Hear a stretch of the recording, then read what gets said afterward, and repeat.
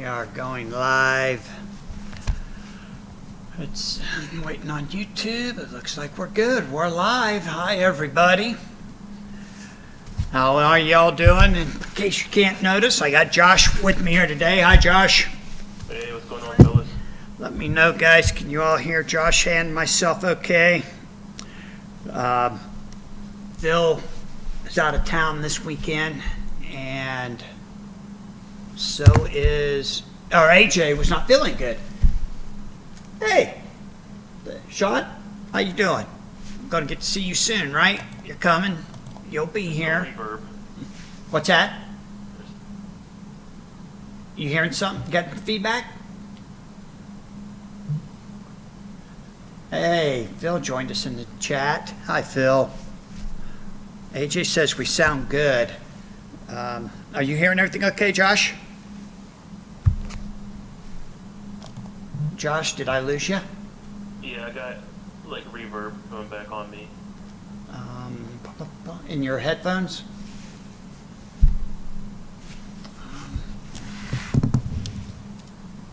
Yeah, I'm hearing just fine. It's just a little bit of reverb coming back on me.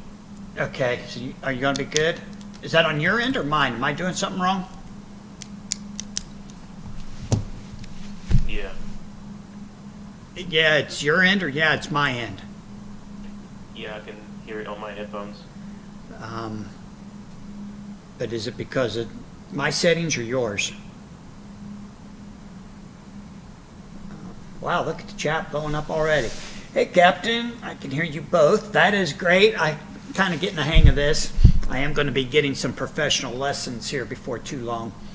Yeah, Phil, I miss you too, man. Wish you were here. Andrew Taylor, what's going on, buddy? Going to be seeing you sometime soon. Oh, there's Doug. I missed Doug somehow. Josh, you're very soft, Sean says. Can you turn up your mic? Maybe I can turn up my mic. Hey, Josh, Josh Christopher's here.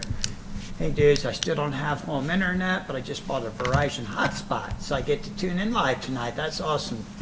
Thanks for joining us, Josh. Josh is delayed. There's a slight delay. Josh, do you hear me okay? Josh is acting like he doesn't even hear me all of a sudden. This is not good. Let's see. I'm going to text Josh real quick. Hear me. All right. Is the Friday night event being done at the store? Absolutely. We will be at the store, Sean. Brett, how you doing? Teach me to play so I can win a game this year. Yeah, Brett, we're working on that for somehow. It looks like Josh says he's got a slight issue. He can hear me, but he's got a loop in his headphone. I don't know why that would be. Unless it's because it's Zoom and on YouTube. I don't. Josh, you don't have YouTube turned on, do you? Oh, that might be what's causing it.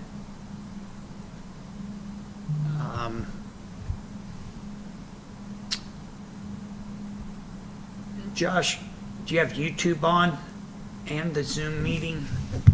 That could be causing your loop. Hey, Michael, how you doing? Are you in Hawaii now, Michael? If so, you know we're all extremely jealous. Josh, Captain just shared it in the Discord that we're live. Thank you, Captain. I appreciate that.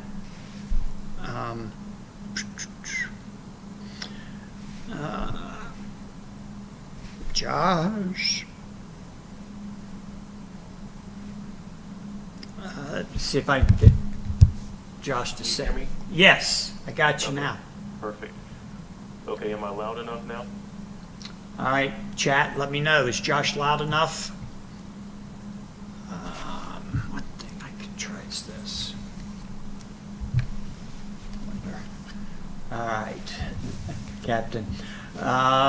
Josh, say something for us. Something for us. He says, I say you're still not very loud. All right, let me go. Let me just turn it a smidge more and see if that does anything. sir, and I'm out too. I'll watch later. Have a great day, Michael. Enjoy Hawaii. Let's try this. Hey, Josh, what deck are you going to teach everybody from today? I'm going to break down the Penguin deck and kind of give my feedback on what my thought process was in building the deck, why I chose the cards I chose, the battle side I chose, and really just how to play it. It's pretty play it yourself kind of a deck. It's not a whole lot of tricks up its sleeve. There's a couple, but it's very new player friendly. So if somebody wanted to make this exact deck or one that's similar to it, they should be able to after tonight and Right. be fairly competitive, because I did place third with it in Buffalo one year, and then I did even though I didn't make the top 8 in Ohio at the OP Cup, I did go 4-3 and was not in top 8, but then I went undefeated in the Constellation with it. So it's a very competitive deck. It just needs maybe me to play it better, but I think it's very capable of winning an event. Awesome. You played it last year in the OP Cup or 2 years ago? I believe it was last year. Yeah, last year, because that was the year where Nick made the infamous play where he had the KL in his sight, and I didn't think he did. So that was last year at the OP Cup. Yeah, who plays the KL in your battle site? Well, Zach does. Yeah, Nick does. Nick. And good play on him, because the way he played the hand before, when he had the Britain and the Beyonder in his hand, and he played the Britain's champion, then he discarded the Beyonder because he conceded. I was thinking to myself, well, he doesn't play a KL, so I'm pretty safe.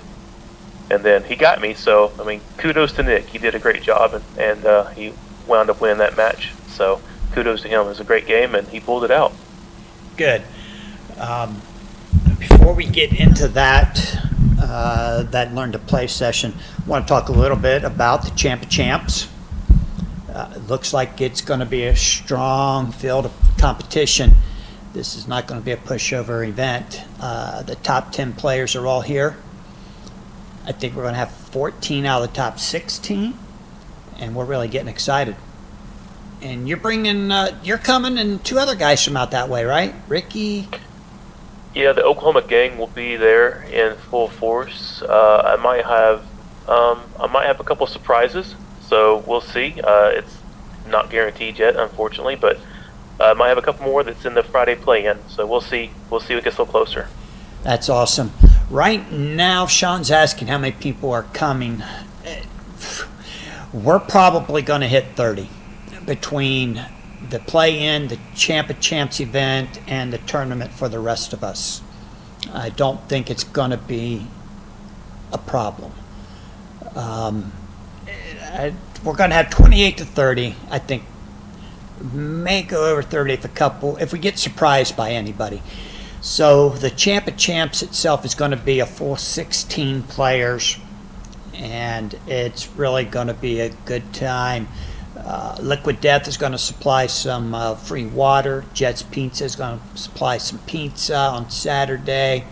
So it's really going to be fun. There's nobody has canceled that has said that they're coming. So I think everything is falling into place.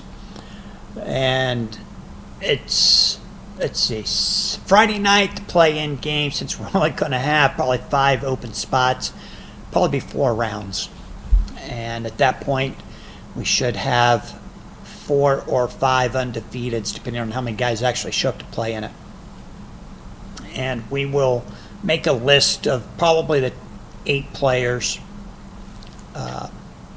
top 8 from Friday night, just in case something happens and 2 or 3 guys don't make it into town. But I think most of the players are coming in Friday night. And we should know Friday night who is and is not going to be there. Yeah, and I encourage anybody that's on the fence, or even if you've never played in an event before, come Friday night, hang out and play. You never know. And then Saturday, like you said, Doug, there's a event for everybody else. Yep. I mean, it's the perfect time to come and play, and you don't have to worry about points, you don't have to worry about ranking, you don't have to worry about none of that stuff. Just come and have fun, hang out, and you'll see what these. I mean, this is an unofficial official event. Is how I look at it, because everybody's going to be there. Top players going to be there. Not so much top players going to be there. So I mean, everybody just come and play and enjoy yourself. It's really a community that's come together over the past. And I've been part of the community now for going on like 11 years, I think. Wow. So it's fantastic. I mean, it's just grown every year, and we're only exceeding numbers that I never thought we would exceed, especially with all the long distance travel and stuff that a lot of players have to do. So, I encourage you if you've never came to an event or whatever, this is the time to come and meet everybody and have a good time. So Yep. come on out. If you're on the Facebook group page, you probably already know BMG has taken the 6 and 7 Any Power teamwork cards in their hands. I believe Nice. they now have them, and they are going to bring them with them to Columbus, and will distribute those out to anyone who is here that has earned one. So they're not going to ship it and maybe not get to you in time. Those cards will be legal for Friday night and Saturday's event, because we're just playing for fun. And anyone who has earned one, you can put it in your deck for sure. I believe Larry might be even selling them that weekend. I'm not sure about that part, but it could be. Okay, Doug Taylor has said be sure to not speak in code. Newbies are going to have no idea what a KL is. You're right. When we get into Learn the Deck, we will break that down a little bit better. Hopefully we have some new guys in the chat with us to ask questions in a little bit after Josh goes through it. I know a lot of them are going to watch it afterwards, so we will try to make it as simple as possible so that they don't have to go looking up codes. That's a great point.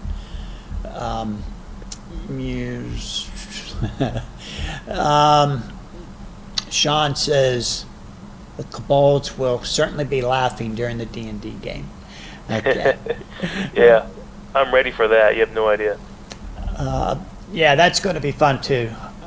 There'll be plenty of room for anyone who wants to play in the D&D event that the Mage is going to be hosting Friday night.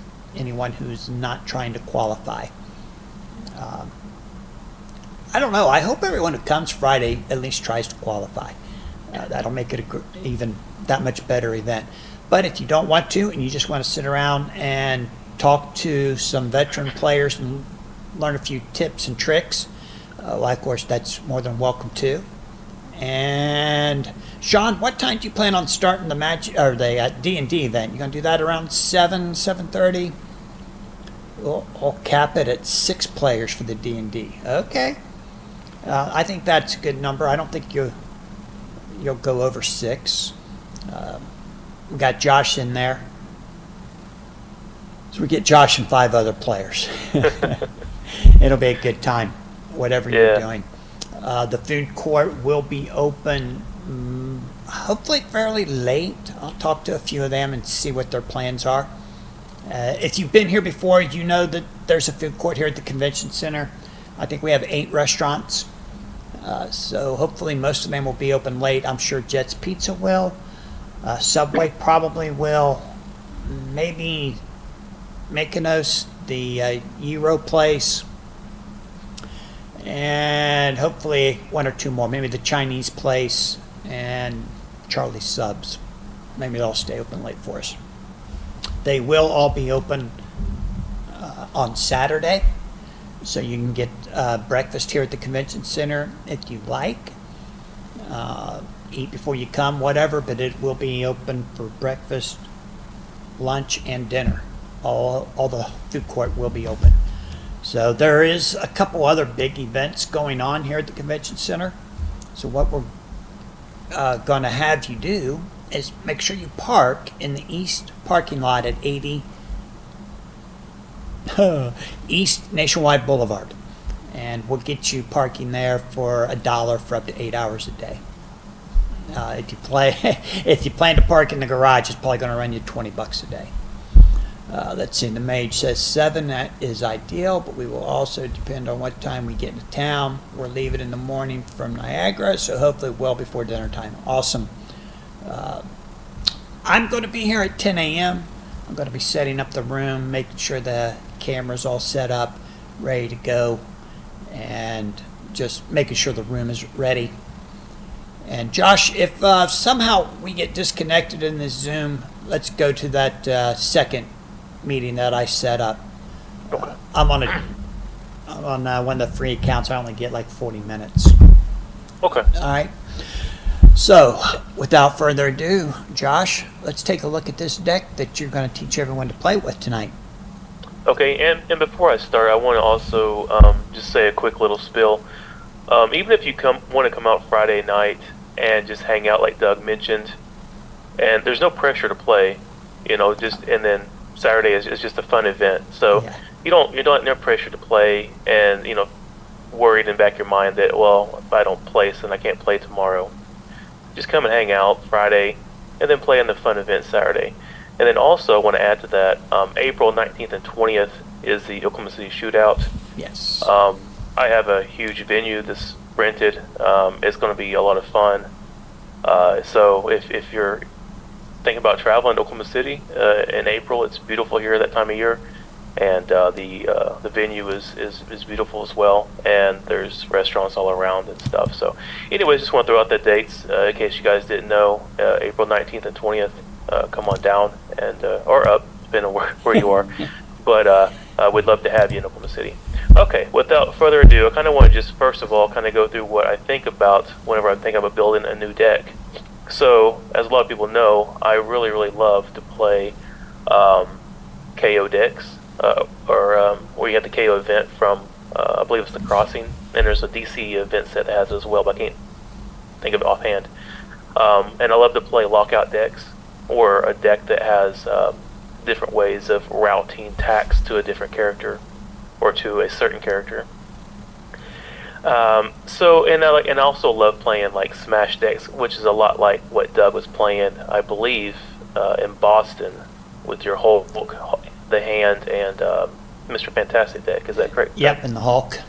Yeah. Yep. So I that's the 3 decks that I generally enjoy playing. Is something along those lines. Real fast decks that can apply a lot of KO pressure to my opponent and apply a bunch of different win conditions. And what I mean by a bunch of different win conditions is a lot of players will make the mistake about building a deck that has a gimmick, and they'll lean so hard on that one gimmick. If it fails, then they don't have a way to win the game. Right. So what I try to do when I build a deck is I have my main gimmick, which is the one I'm like, okay, this is my big win condition, and I want to see how many times I can do that or repeat that win condition. And then I want to have 3 or 4 different win conditioning cards in my deck. So for example, with my Penguin deck, I was thinking about, what do I want to play? Do I want to have a fun deck? Do I want to build a deck that's going to be super competitive, kind of like the Cadillac or something like that? Or which direction I want to go? So, Penguin is my favorite DC villain, and I've never put him in a deck up until Buffalo a few years ago, and he did well. So I did some revamping and tweaked it and stuff, and this is the final version. This is the version that I played in Ohio. But you look at Penguin, you're thinking, man, like, he doesn't look very competitive at all. Well, if you look at him as totality of all of his cards, yeah, not really. But if your gimmick is to lock out, well, guess what Penguin has? He has a lockout. And guess what else he has? He has a big fat 11. And guess what else he has? He has an opponent -3 to venture total, which you have to negate, or it just goes through. And if you're locked out, they have to make a decision whether they want to negate your lockout or they want to negate your -3. If you build the deck with it in there. In my version, I put the make 2 additional attacks just because I like the quickness of that card. I get to make 3 fast attacks, and usually I would follow it up by small power cards just to try to milk some defense out. with higher power cards or higher defense that the opponent might have. And I would do different colors. The 2 fighting make 2 additional. I would play like a 1 intellect and maybe like a multi 3 or something behind it, just to put that KO pressure on Spectrum on somebody. So I'm gonna turn my camera down so I can show my deck real fast. Yeah, great. Okay. Yep. Here we go. And it's gonna be upside down, so I'll try to do my best to do it like this. Okay. So is the glare too much, or can you see? Okay. I think it's good. Yeah. I can turn the light down a smidge. There we go. Okay. So obviously, like I said, I have the Penguin, which his stats are 6, 6, 1, 6, and I was thinking he has a lot of offsuit teamworks that's going to go with this deck that I'm going to build. He can play the 6 energy, the 6 fighting, and the 6 intellect teamwork, which is good because it backs up my entire team. So I was thinking, you have to have a negate character for your deck. You don't have to, but I mean, a negate character is super strong, especially in lockout decks, because you want to be able to negate somebody's KL or Little Iceman or whatever Captain Britain's is called, and I think Doctor Strange, not Doctor Strange, but Doctor the green hair guy, I can't think of his head, Doc Samson, he has one as well. But like Little Iceman, it removes all cards that are in play that affects remainder game or remainder battle, and if your opponent plays that against you and it goes through, you're smoked, as you can see on the playback with Nick and myself.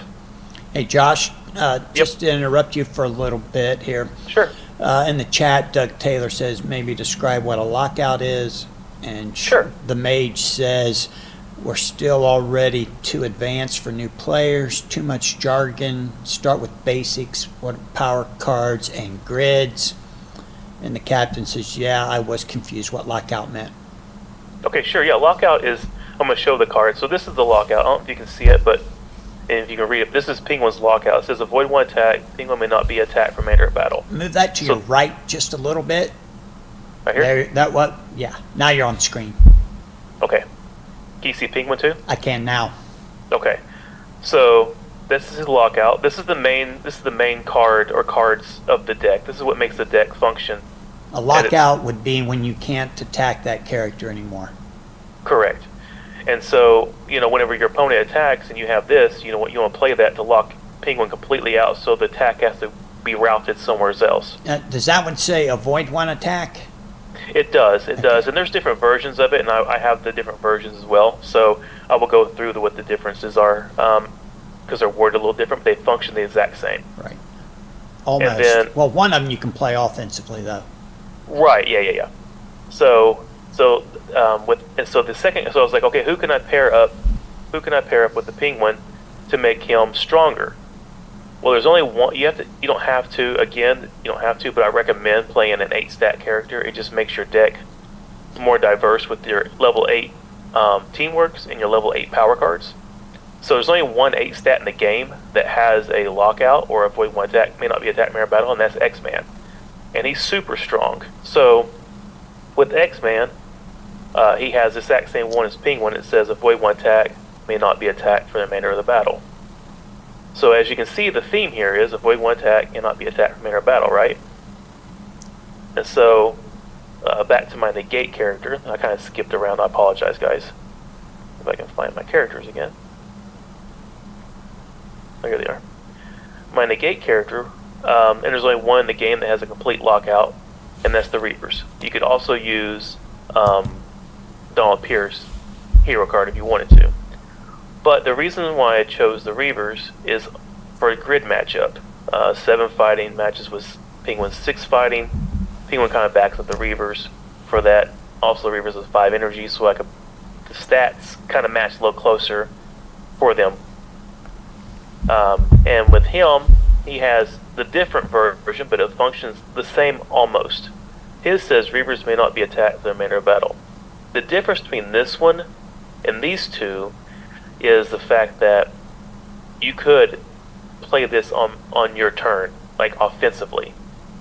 You could ally and then play this as your special. With these, you couldn't. You have to actually play these defensively only, this one and this one. And I don't know why they worded this the way they did. They did that in the very first set too, in the original set, so all the way through Monumental. They worded it like this. It's a little bit confusing, but in my personal opinion, I think there should be an errata that it just reads the same as it used to, and you have to play it defensively.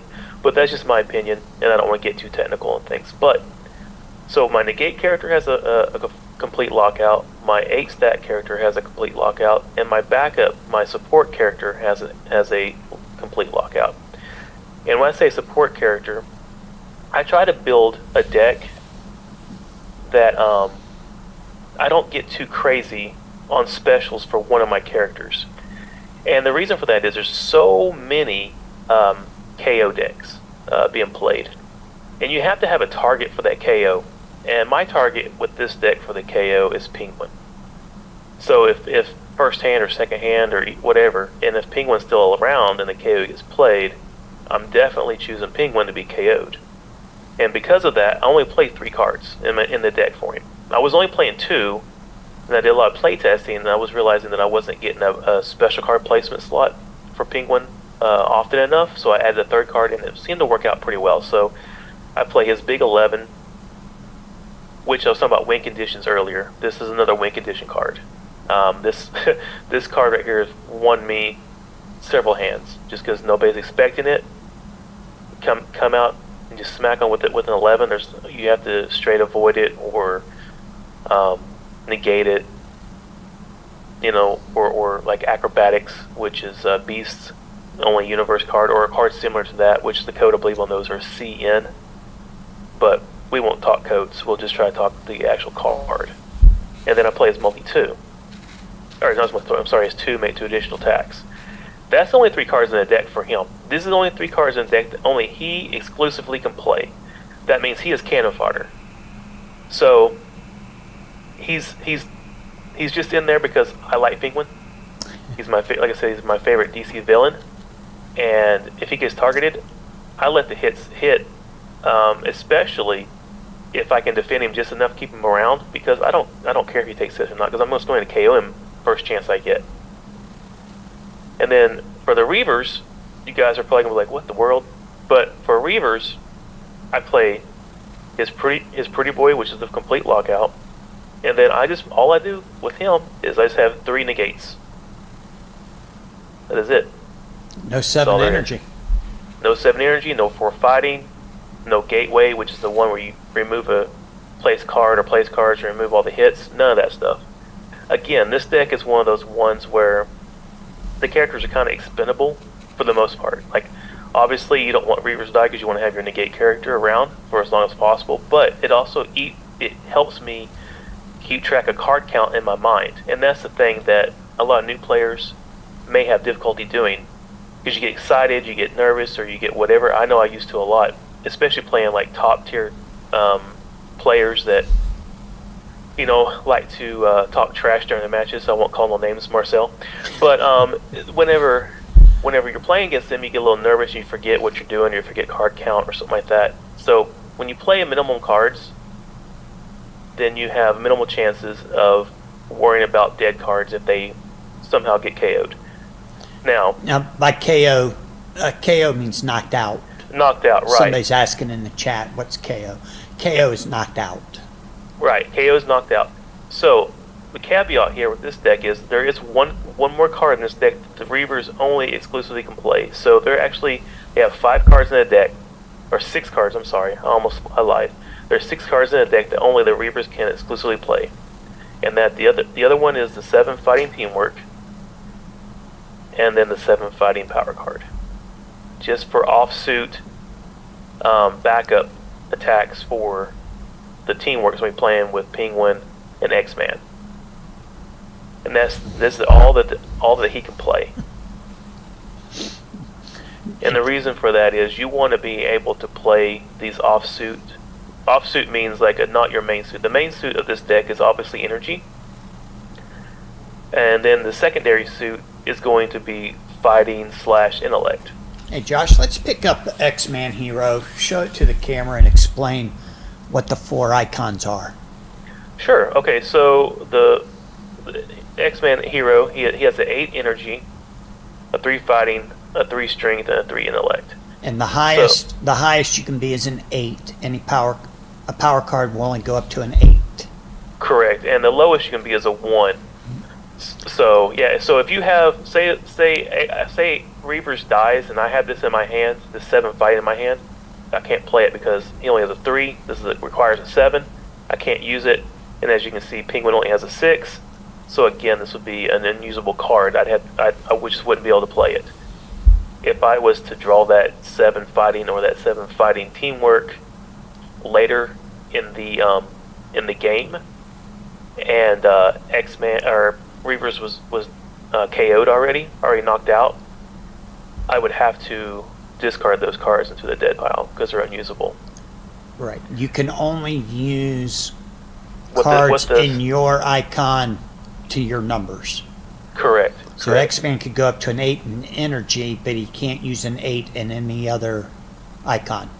Right, and then I haven't showed, but my forest character is Doctor Strange. I mean, that's pretty typical for an energy deck.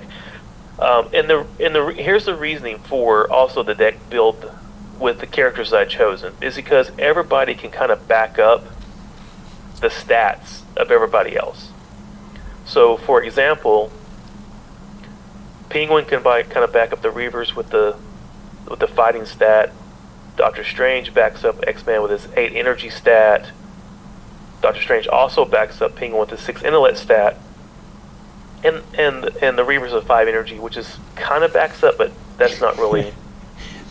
Your deck, honestly, is the complete opposite of what I was telling people to do when I was trying to teach how to build a deck, where your power pack's going to be all over the place. It's actually a little closer than you think. Well, I'll show you. Like it is. There's a couple cards that is all over the place, but for the most part, there's only like 4 I think in the deck that's kind of like wonky. But you'll see in in a moment. I'll show you what I'm talking about. But I want to go through the other specials for. Is there any more questions about anything so far? What do you do if you face Starjammers, Doctor Strange, and Spawn, all being played by Super Chad, who also says he's playing. Whoops, Josh, we're about to have to switch over to the. Okay. The other. We're getting close. Josh is saying it's an interesting team, but Mage's musings is saying yes, but how do you play? Sure, we'll definitely get into that. All right, guys. Josh is going to take just a brief time out here, and we will switch right back. Meeting. So, okay. Now, we'll start talking a little bit more about how to play, for sure. Whoops, that's not what I want to do. I'm all alone. Can't get signed in here, Doug. Oh my gosh, why is it doing that to me? Alright. There we go. Intermission with chat. Hey, how about that? How'd I do that?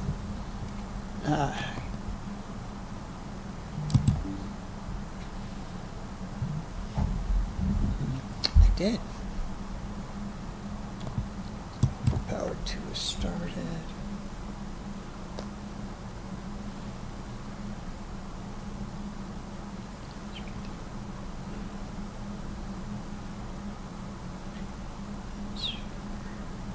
There.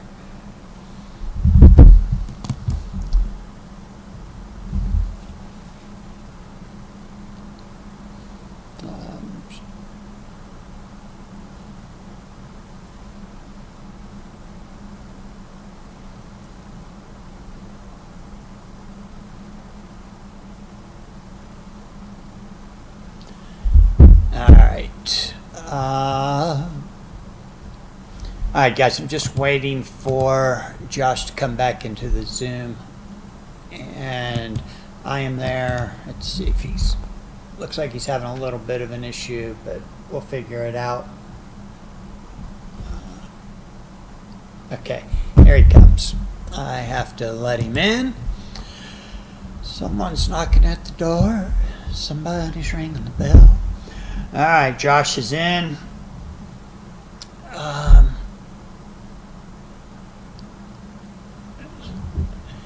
All right, there we go. Welcome back, Josh. Josh? Yeah. There we go. All right. In the chat, Josh is asking, is that your only X-Men special? Is it paying what? Yeah, they're saying that it's really not a learn to play. It's more of a deck breakdown. Well, I'm just breaking the deck down, then I'm going to show you how to play after the breakdown. It's kind of a 2-for-1 because this deck was supposed to break it down like a month and a half ago for your channel. So just trying to do both, trying to knock both out in one night, if that's okay. Sure. All right. So no, that's not the only. To answer your question, no, it's not the only X-Men special. I'll show those real fast what those are. So for X-Men, I play a few cards actually. The 7 fighting, and then the 11, which again is another win condition card. And then I play 2 of the Street Prophet, which is the avoid 1 attack with a power card or remove 1 power card hit from X-Man or teammate. So I play 2 of those for a little bit more defense. So X-Man obviously has the most cards, special cards of the deck. But as you can see, the amount of only cards playable by him is the same as Reaver's. So there's 5 only playable by him, and there's 6, I guess, for Reaver. So it's fairly close. I try to make the only playable by a certain character like 5, 6 at the most, and Reaver's has 6. And then for Doctor Strange, I just use 3 of the 6 or less avoids from reserve. So that's what he plays. And I forgot where I was at before we had to switch over. Is there questions besides wanting to learn to play, or is there something else? Anybody else is asking? Yeah, you answered everything except how to play. Okay. All right. Perfect. All right. So, how to play? There was a request I remember on the Facebook on like how to choose your events or your deck, and then how to build your battle site. So I wanted to do that real fast before we do the how to play. Answer those questions because that was on the Facebook whenever I initially announced that I was going to do this. So events is kind of weird because you want to pick an event or events that helps you but doesn't help the opponent so much. And for this deck, it's the lockout theme, so I chose Annihilation Affair, which has the event that I can lock out one of my characters, and the opponent has to choose one and completely lock their Can you read character the out text too. on that card, Josh? Yeah, absolutely. It says choose one frontline hero that cannot play any cards or be attacked this battle. So essentially, they are just out of the battle completely. You can't target them for nothing, and they can't do anything. They're just sitting there hanging out for the battle, which really helps me because obviously Penguin more times than not in this deck will be the target because he only has 3 specials in the deck. So that's another reason why his special card count is low, is for this event and for other events that might affect the character that I have to do something like knock them out or lock them out or whatever the case may be. And then the second event, as you've kind of seen so far with my specials that I showed, this one says no cards with the strength icon may be used to attack this battle. Well, there's not very many strength icons in that deck. So both of these events will hamstring my opponent, and 9 times out of 10 will not hamstring me. So that's the reason why I chose these events in an Annihilation Affair mission set for this deck specifically. Now, events And then- didn't show up in the game until the 3rd set. And they kind of took Right. us all by surprise. We didn't know what they were. So an event is something that you play in your deck. It affects both teams. It is not like an attack against your opponent. Both of you are affected by events. You must Right. run the mission set that correlates to the event that you're running. So you can't mix events in your decks. If you're running the crossing events, you have to run the crossing missions, and you can't slide in any other missions unless it's any mission event. Right, and that was one. Any mission was one of the ones. The one that says anytime that your opponent draws or discards, or if I draw a discard, then we both draw and discard. I can't remember what that one's called, but that one almost made this deck because there's no draw potential and there's really not any discard potential in this deck for the most part. I mean, there's a couple cards, but they're in my site. So I want to break down the site real fast, and then we'll get into the learn to play portion. So again, the theme with the deck was obviously the main gimmick is locking out so that your opponent can't attack, and you're hoping that you have enough juice or enough tax, enough venture that you can put on your opponent that they can't defend everything. Hence the 2/11s in the deck. If one of the lands your opponent can't attack you, that's a win condition. So I chose the Danger Room for the reason it has Bishop, Gambit, Rogue, Beast, Iceman, Angel. And the reason why I chose the Danger Room is because there's there's a lockout, a complete lockout with Gambit, his charm, which says Gambit may not be attacked from air battle. And the way you play that is you have the Gambit Activator, which is just a hero card, and I use the old hero cards. So you'll just play this out of your hand onto the character that you're wanting to defend, and then you will pull the Charm special or the Chosen special that you want out of the battle site, which in this case is Charm. This is my 1 per deck for the battle site, and you can only play 1 per deck in your battle site. Now, I said I didn't want to talk codes, but this is very important. At the bottom left of all the specials, there is a code. This one says B as in boy and J as in John, so the code is BJ. If this was a non-1 per deck, you could only have 1 of that code. Same goes for the 8 that I played with him. It's a HN. I cannot have any other HN coded specials in my battle site.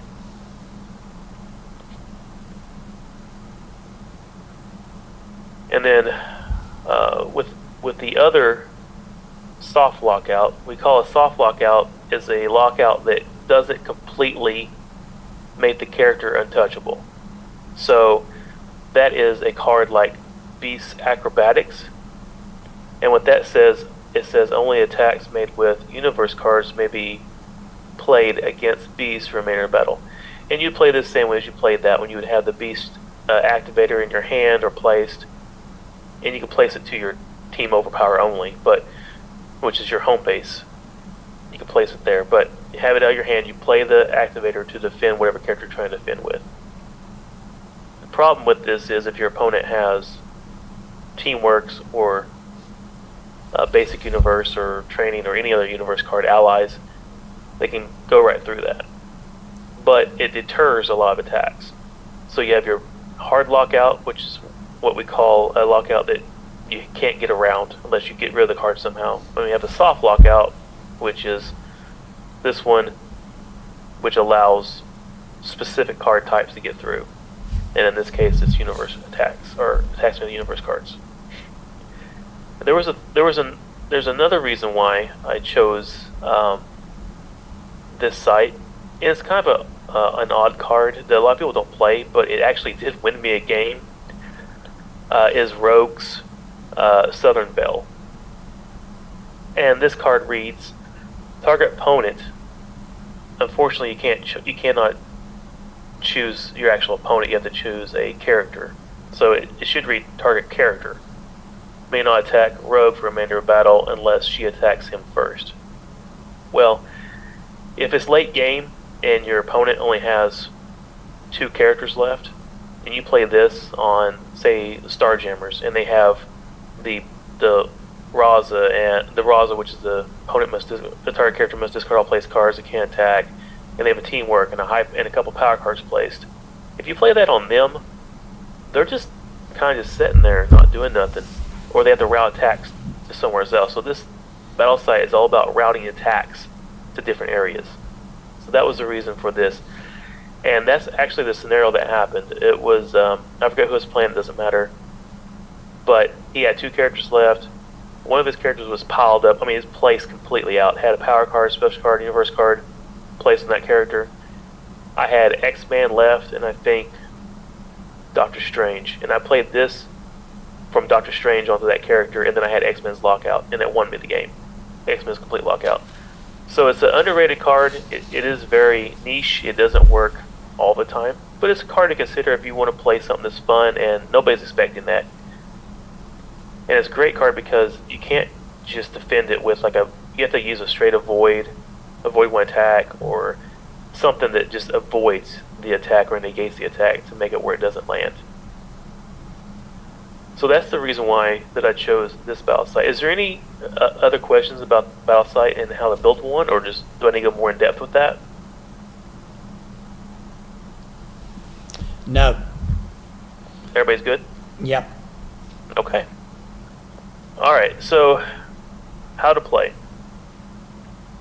Well, first of all, you choose 4 characters that you want to play and make sure they're within the point range, which will average to 19 points per character. How many points do you get to build a team with? It's 76, correct? Yes. 76 points total. So the point total is you add up the grid, which is the energy, fighting, strength, and let you add this up. In X-Man, you see it's 8, 3, 3, 3, so that's 3, 6, 9 plus 8, 17. So X-Man is 17 points. So I have to put I have a 21 point character here with 5, 7, 6, 3, which equals 21. So 21 and 17 averages out to 19. And then I have 2 more 19s with 6, 6, 1, 6, which adds up to 19. And then obviously the last character here has 8, 3, 2, 6, which is also 19. So they average out to 19 each, which is 76. Now you can play an old character, the 3-stat characters, and the way that I calculate it is you just add 4 to that grid. So for example, we have Rogue here, right? And Rogue would be 15, but you add 4, so she's actually a 19.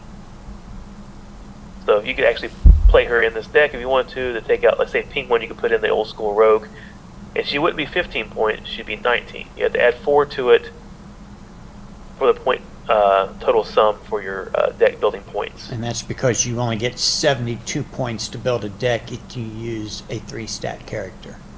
Correct. Yeah, absolutely. See, Beast here is a great character if you need to shave points somewhere, because he's only 12, so you add 4 to it, he's 16. Before Beast the Brute came out, which it was an alternative, a clone, is that right? Yeah.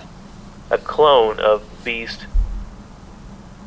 Then he was a popular choice to put in Beyonder decks for a negate character for a long time before Beast the Brute came out. We need a strength character because he's 12 plus 4 is 16, so he fits right in. So after you get your point total and you're legal at 76, then you want to start building your deck, and you get the power cards you want to put in here, the ones that fit, the special cards you want to play. What is a power card? Right. Okay. So a power card is cards that are just the regular old school art that has a single icon on it, or multiple icons if it's multi-power, but I'll show that in a second. So this is an 8 energy power card. As you can see, X-Man and Doctor Strange can both play that. And then there's the multi-power, which has 4 different icons on it. So that's your two main versions of a power card. You also have power cards that are called any power cards, which are colorless. So this 7 could be played by the Reavers off their fighting grid, or off of X-Men off his energy grid, or off of Doctor Strange with his energy grid. So that's the 3 power cards. The 3 different kind of power cards you play. Just the single icon, which is like this, the any power, which is like this, or the multi-power, which is like this. Any questions so far? Nope. Okay. What's the All right. advantage of using a multi-power power card? Well, it's a huge advantage because it acts as any one of the 4 icons. So let's say that I had an 8 on as an attack on somebody, and then I had this 2 on there. Well, that's only 10 points. But if I want to go for Spectrum and I have, say, just these 2 cards in my hand, well, this wouldn't do me no good. But this would Spectrum KO, because as soon as you throw it down, even if you throw it down as energy, let's say the X-Men was doing the attacking with this, and this is why it's so powerful. So X-Men throws it as a 5 energy because that's all he can use because of his grid. He can't use it as a fighting strength or intellect. He has to use it as the energy icon. But as soon as it gets played and the opponent accepts the attack, I can then change that icon to whatever icon I need it to go to in order to make it a special KO or special knockout. So as soon as it lands, the opponent says, I take that hit, I can switch it to fighting or strength and make it a KO. How do you KO a character, or how do you knock out a character?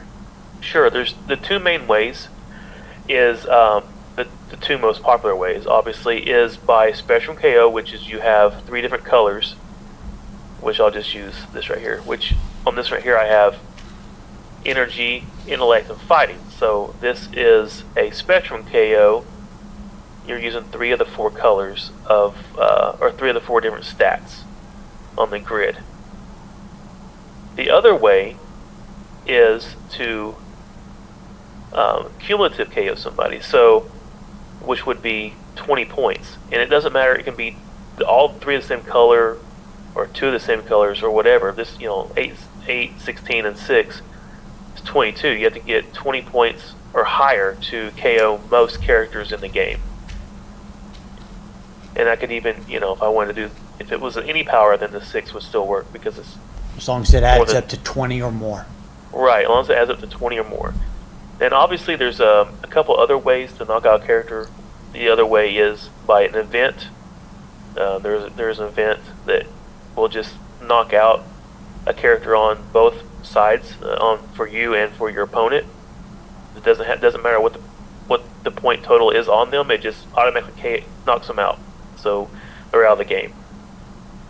And then there's a couple specials in the game that will KO a character too, and it doesn't matter again what the point total is on them. The special just happens. And the most famous one is Onslaught, where he will KO one of his own teammates, just to be able to remove the venture points from the battle. But that's getting a little bit technical. But the 3 ways to KO a character is Spectrum KO, which is 3 different colors, like this, or have 20 plus points, and it doesn't matter the colors, like this.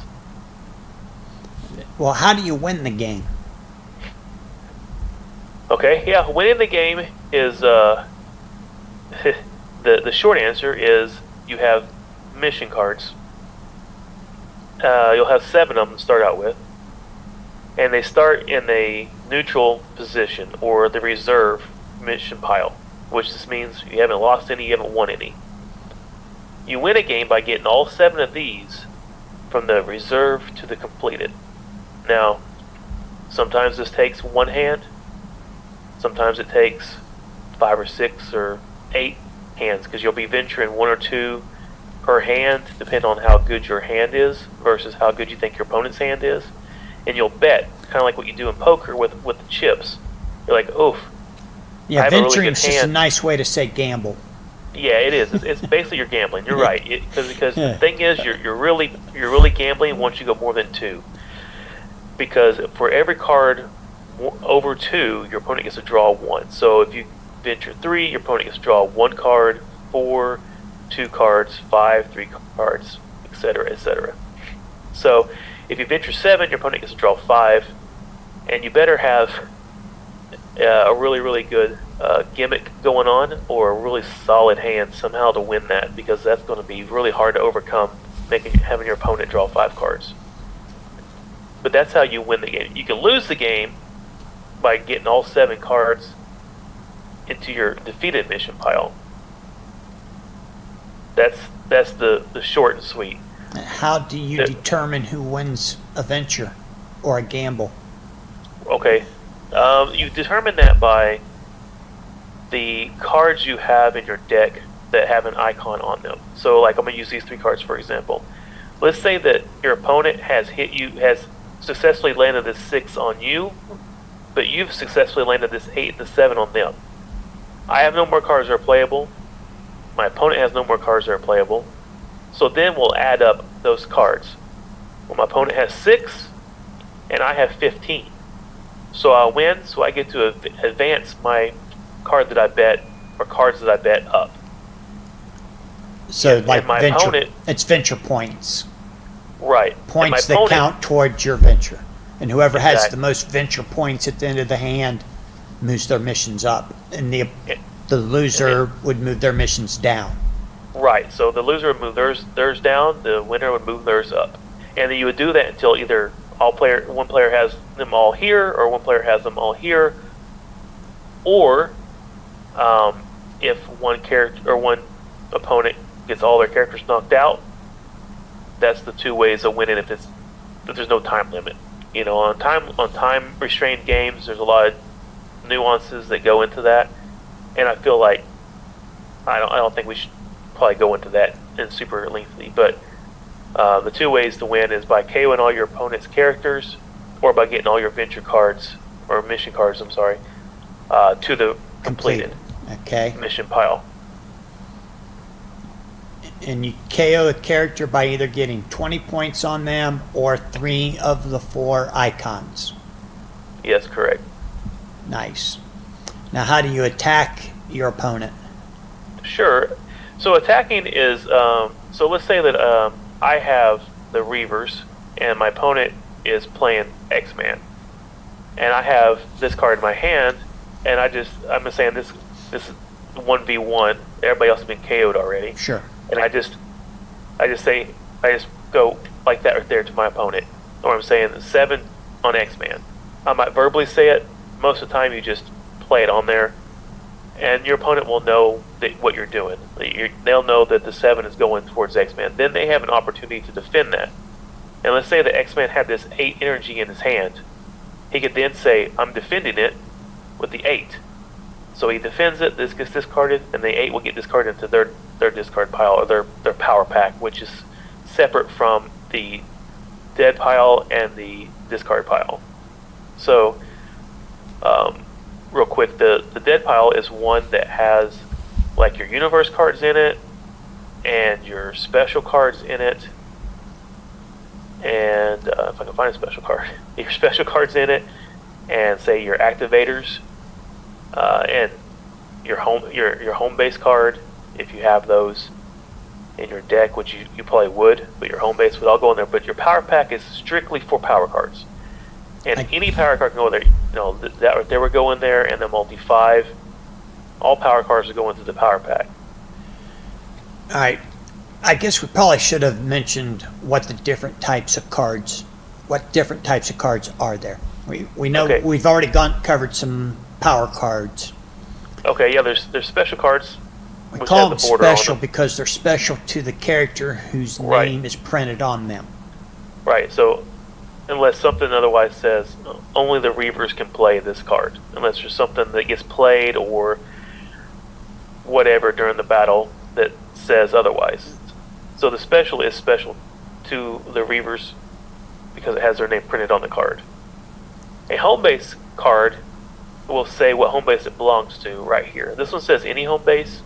This is the new one of the new BMG cards, and this one can be played alongside with whatever home base you use. I'm using Team Overpower, so any home base will be able to play with the Team Overpower home base I have for this deck.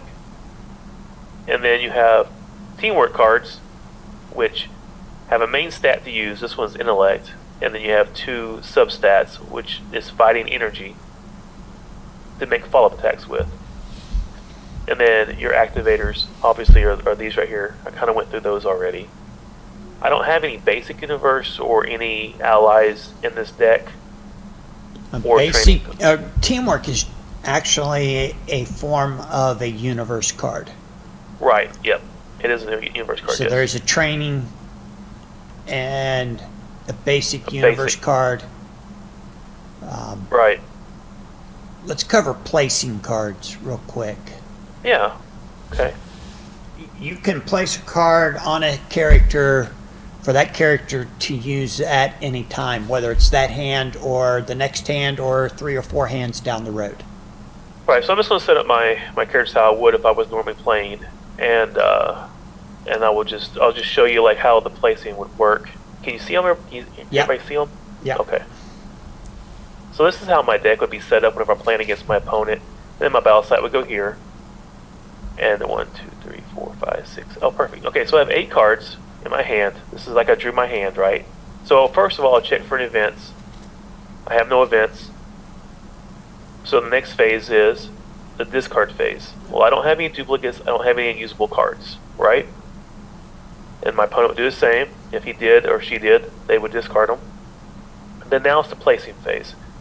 So I will say for this tutorial, I go first, and I would just place whichever card I want to place down first. Normally speaking, if you get an 8, you want to place it because it's that powerful. You just want to place it. And then I have a teamwork here, which is a universe card, and there's only one character up front that can play it because he has a 3 and he has a 3, but Penguin has a 6, so he can place that 6 intellect teamwork right there. Then I have the Iceman activator. The great thing about Team Overpower is that you can place activators or any heroes to Team Overpower. So I would place the Iceman here.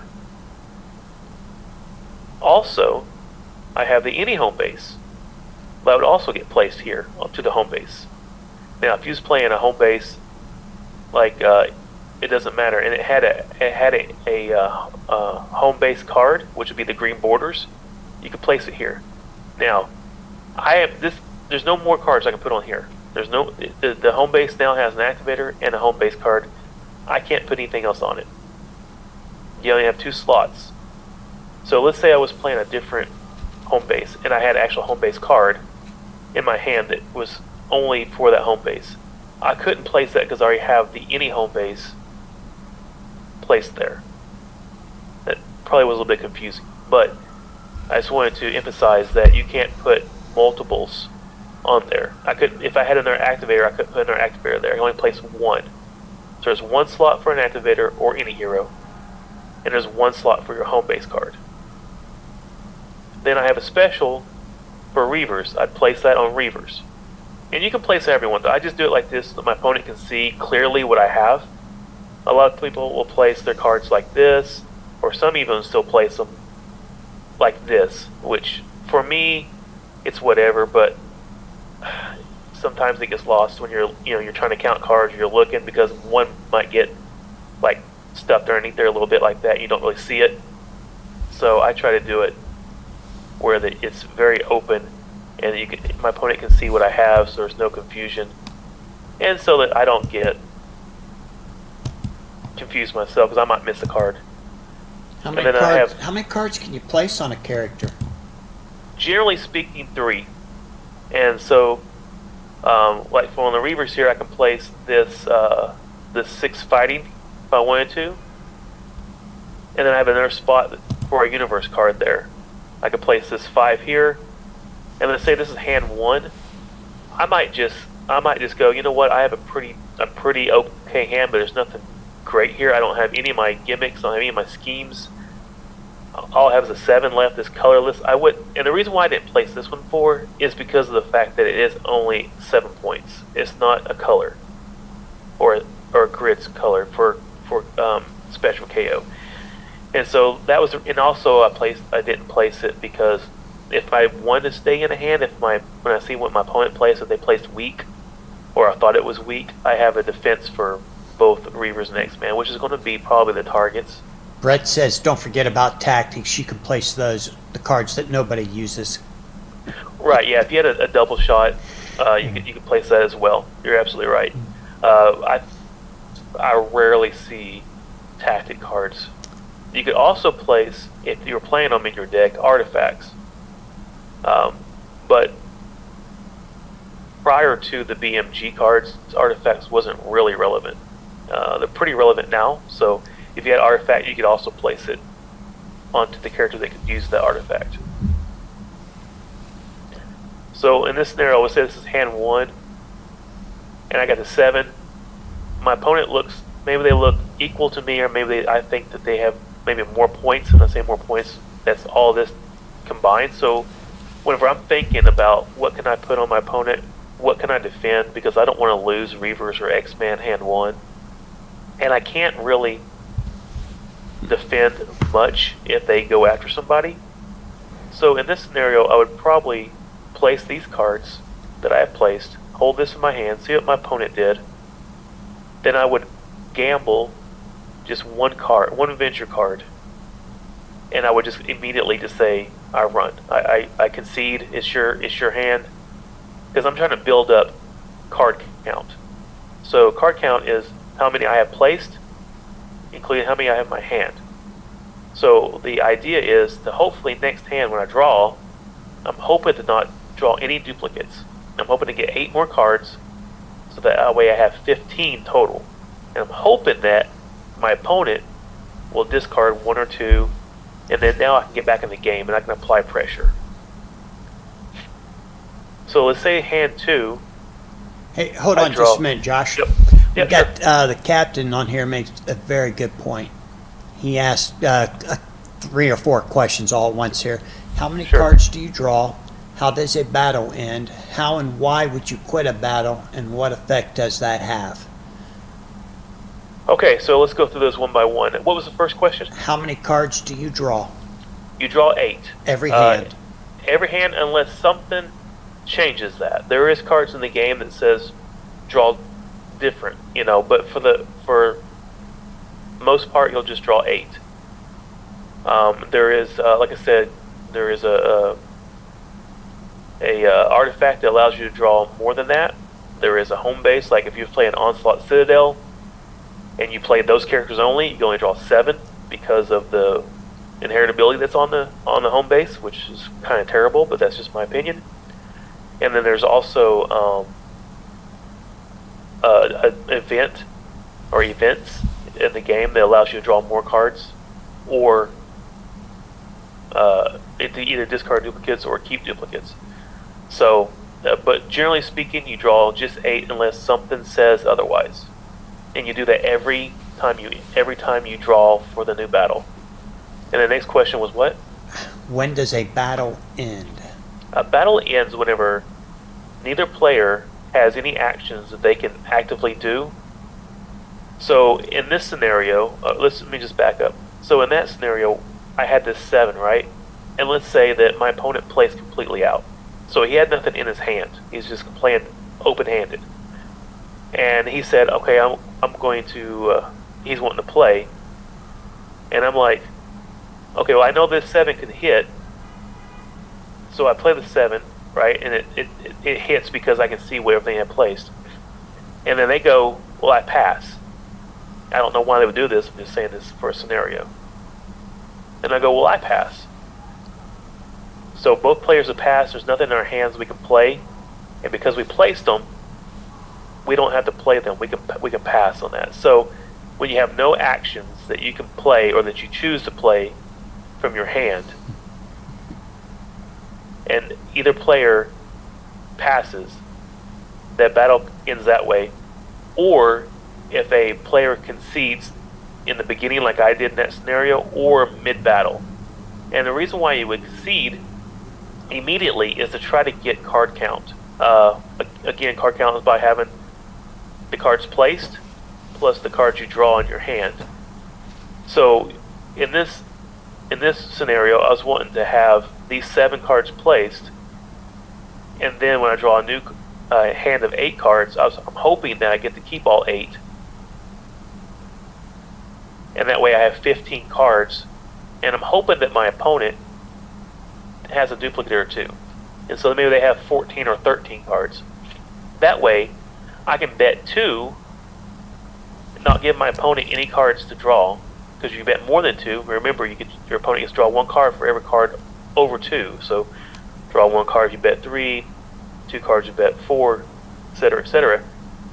So I want to maintain that card count advantage.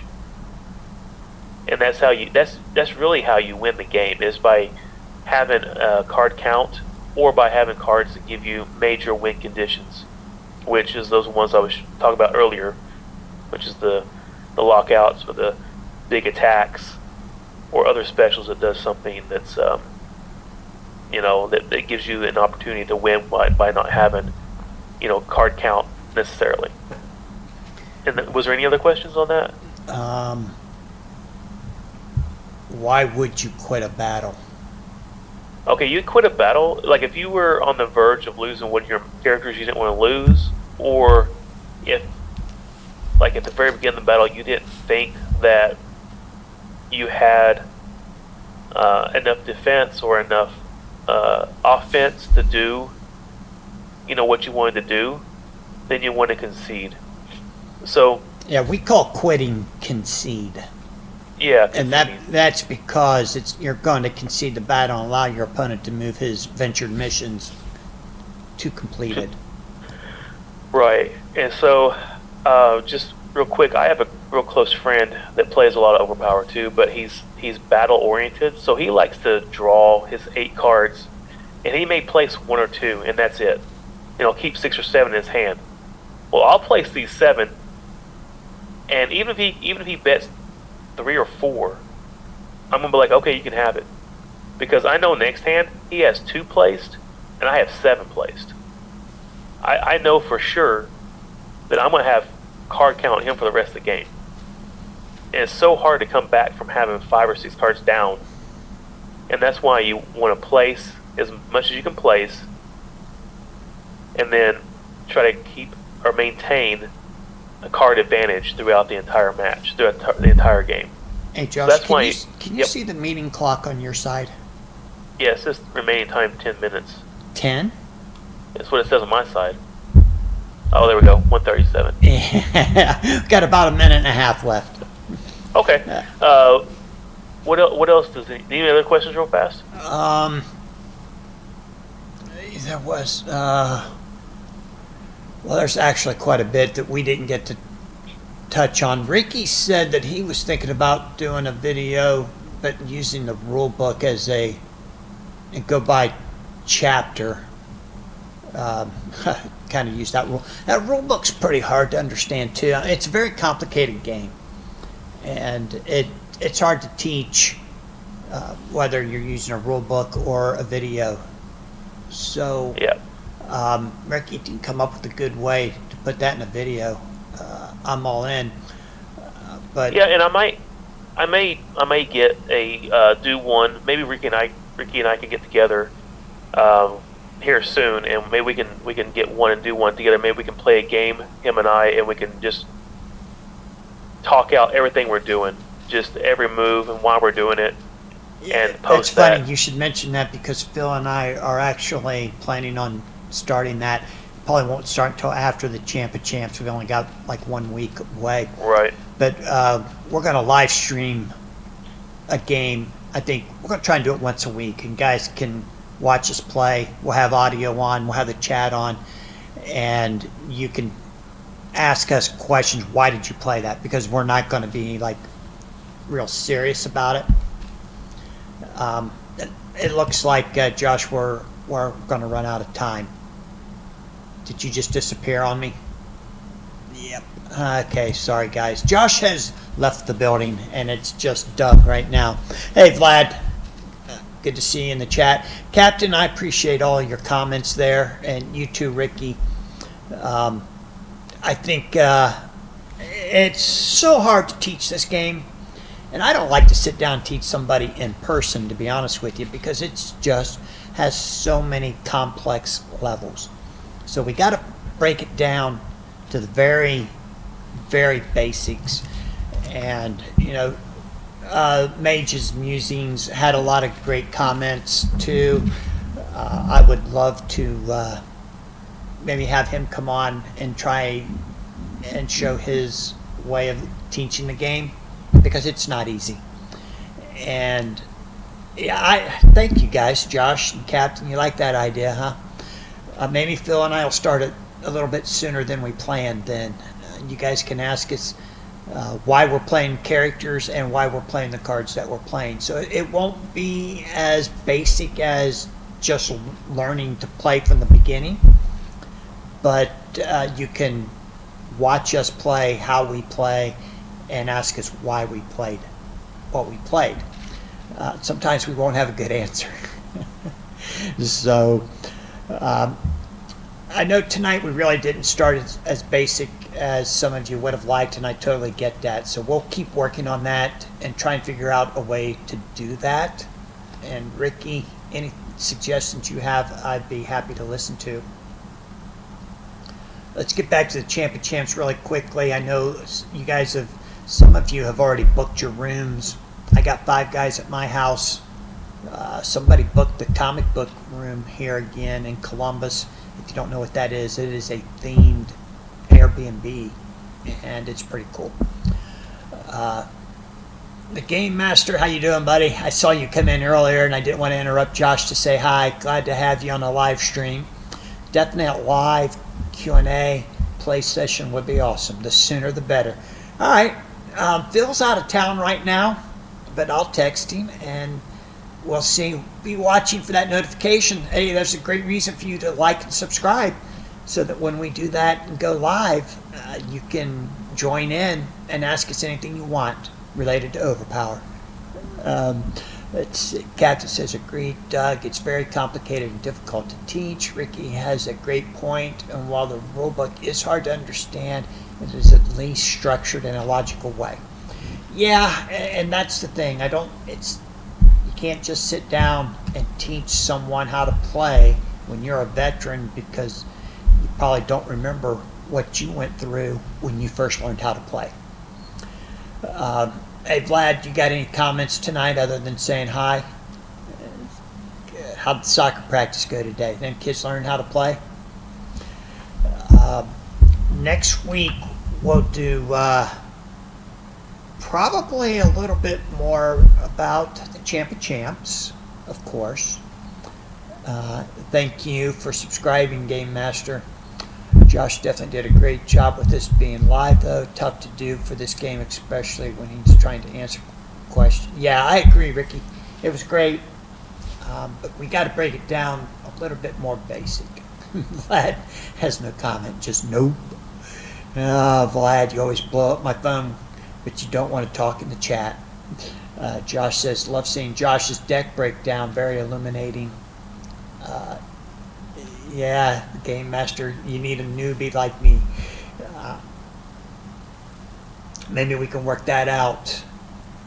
Josh's deck breakdown was kind of interesting. He's playing the Penguin like I would probably play Deathlock. Very few cards, and if that KO event comes up, I would knock out my Deathlock.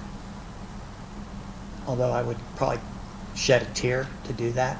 I hear Marcel might be playing a B-tier deck at the Champ of Champs, so I think he's planning on showing up with his version of the Deathlock. So that'll be really cool. Vlad, you're not shy and you don't have stage fright. I didn't see the GOAT in the chat today, so maybe he didn't make this one because he probably didn't want to tell us what deck he was playing. But I hear it's a B-tier, and he's considering Deathlock. He wants to show me how to make a Deathlock deck, and I would love to see his version of Deathlock. Phil Keffer, feel free to show up playing Deathlock too if you'd like. I'll root for you if you do. All right, guys, I'm going to wrap it up there for the night. Wait a minute. The Game Master says, I actually learned a lot about strategy just that last couple of minutes from him. Never realized how advantageous placing was. Card advantage is everything in this game. if you don't have card advantage, you're gonna struggle. And one of the things you can do when you don't have card advantage is try to get your opponent to play some of their place cards before you bail out. Like you got 6 cards in your hand, they've got 4. Attack them so that they have to play place cards, or that they hopefully will play place cards and not defend out of the hand. You're playing out of the hand, they're playing from placement. That's the only way you can bring that number down. And then the next hand, when you each draw 8 more cards, hopefully they have to discard some duplicates. Hey, thanks guys for watching. Josh says that join us on Discord. He'll answer any questions there. That's great. I appreciate that. Yeah, strategies. Yeah, it's pretty complex. And when they added the battle sites in, they took the complexity to an all-new level. I would almost recommend you learn how to play the game using any heroes and not battle sites, which means you won't be tournament ready right away, but it's a slow process to be in tournament ready. So thanks guys for tuning in. I appreciate you all, and we will see you next Monday night, if not sooner, with a live gameplay between